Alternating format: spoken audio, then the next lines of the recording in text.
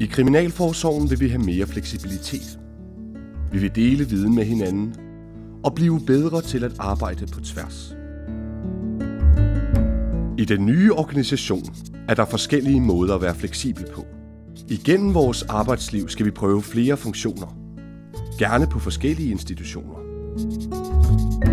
Det giver os mulighed for at udvikle os, så vi kan skabe mere sammenhæng i Kriminalforsorgen.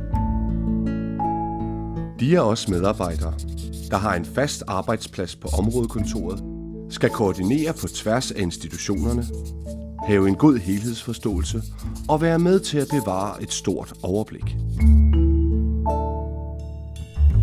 Nogle medarbejdere, som er tilknyttet områdekontoret, skal også bevæge sig fysisk mellem flere institutioner.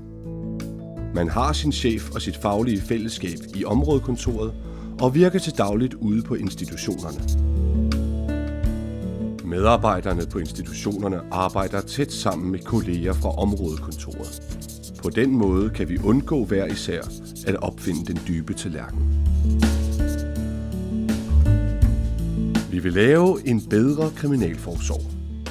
De forskellige former for samarbejde og fleksibilitet skal skabe et mere sammenhængende forløb for klienterne.